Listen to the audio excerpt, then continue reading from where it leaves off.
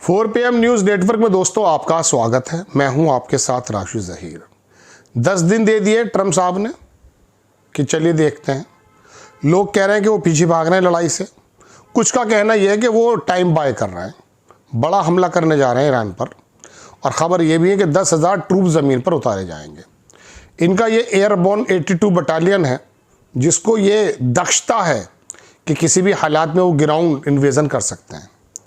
लेकिन ईरान भी तैयारी करे बैठा है, वहाँ पूरी तरह से इंतज़ार कर रहा है। ये कौन से आइलैंड पर उतरेंगे, कौन सी जगह उतरेंगे, तो आने वाला वक्त बताएगा। अलबत्ता पीछे भी कुछ हो सकता है। इस बीच अमेरिका ने और इसराइल ने मिल करके ईरान का जो वो बुशर है उसको वो हिट किया है। ईरान की तरफ से भी हमला है।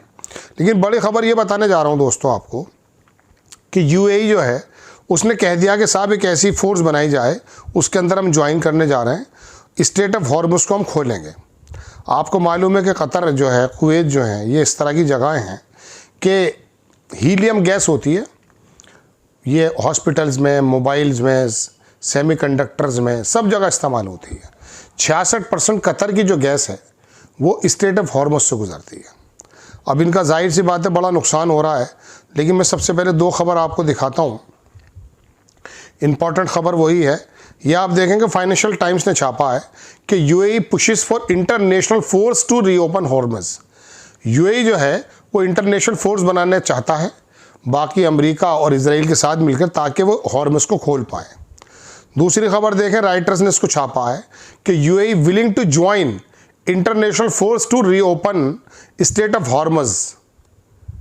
ये UAE करना चाहता है। अब देखिए क्या क्या रंग इनके निकल करके आ रहे हैं साहब।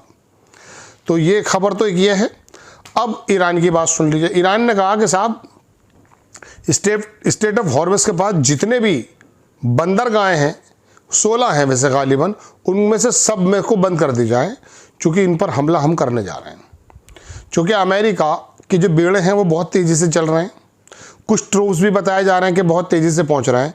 और इस बार ईरान जो वो इंतज़ार नहीं करेगा, क्योंकि अमेरिका कह तो रहा है कि मैंने 6 या 7 अप्रैल तक अपने एनर्जी इंफ्रास्ट्रक्चर को बर्बाद नहीं करूंगा, लेकिन वो लगातार हमले कर रहा है। ये तो सिर्फ कहने की बात है। लेकिन इस बीच ईरान ने ये कह दिया कि ये जो आपको नक्शा देखेंगे आप, ये की पोर्ट्स जो हैं UAE के आसपास हैं स्ट्रेट ऑफ हॉर्मुज़ के। ये 16 बताई जाती हैं गालिबन, इसमें तो कुछ कम नज़र आ रही हैं। इसको बंद करने का उसने ऑर्डर दे दिया। ईरान ने वॉर्न किया कि रीजनल होटल जो है अगेंस्ट एक्सेप्टिंग US सोल्जर्स। मतलब रीजनल होटल में हुआ यह है कि ये बेसिस पर जो हमले किए हैं ईरान ने, वहाँ पर अमेरिकी ट्रूप्स और अमेरिकी जो अधिकारी हैं वो होटल में छिप गए। तो उन्होंने कहा कि इन तमाम लोगों को हिट किया जाएगा, लिहाजा ये वहाँ से छोड़ दिया जाए। ये खबर दिखाता हूँ मैं आपको। ये जो नक्शा देख रहे हैं ना आप, जिसमें लाइन दिखाई दे रही है आपको, स्ट्रेट ऑफ हॉर्मुज़ तो ऊपर दिख रहा है आपको। इसके नीचे आपको नज़र आ रहा होगा कतर लिखा हुआ। कतर से एक लाइन है और ये East West crude oil pipeline Yanbu एक जगह है। मैंने शायद 1 हफ्ते पहले खबर बताई थी कि सऊदी अरेबिया का एक पोर्ट है। ये भी स्ट्रेट ऑफ हॉर्मुज़ से ना होकर के पीछे की तरफ से इसकी एक लाइन बिछी हुई है जो कहीं और अपना तेल पहुंचा सकता है। तो इसराइल, ये सऊदी अरेबिया इस पाइपलाइन से अपना याम्बू से अपना माल गुजारना चाहता, लेकिन इस पर हमला पहले भी कर चुका और ईरान की नज़र में है। अब दूसरी खबर देखें। अमेरिका जैसी बड़ी ताकत पर शायद सऊदी अरेबिया को विश्वास नहीं रहा है, और अब आकर के ज़ेलेंस्की पहुंचा है सऊदी अरेबिया, और उसने मोहम्मद बिन सलमान से मुलाकात की है। और मोहम्मद बिन सलमान से मुलाकात करके मोहम्मद बिन सलमान ने कहा कि आप जो रशिया से लड़ रहे थे, क्योंकि रशिया को ड्रोन्स वगैरह, ये मिसाइल जो थे एक ज़माने तक ईरान सप्लाई कर रहा था, उसको किसी भी तरीके से रोकने की कोशिश ज़रूर की यूक्रेन ने। $2-3 का बना लेता है।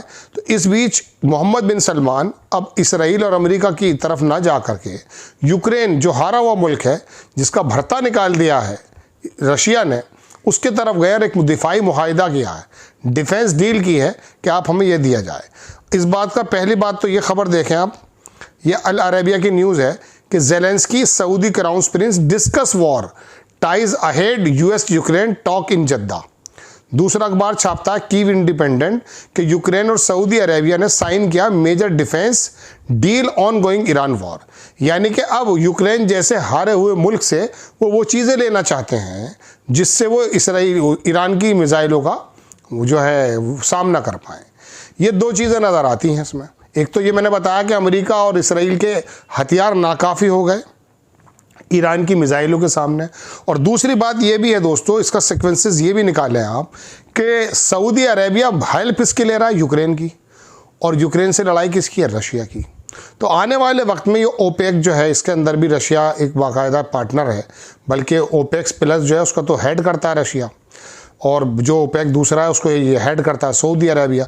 इन दोनों के बीच में भी एक कॉन्फ्लिक्ट आ सकते हैं धीरे धीरे। जैसे यूएई ने कहा कि मैं शामिल होने जा रहा हूँ, इंग्लैंड ने अपने कुछ लोगों को भेज दिया है वहाँ पर। ये वर्ल्ड वार में या पूरी दुनिया को अपनी गिरफ्त में लड़ाई ले रही है।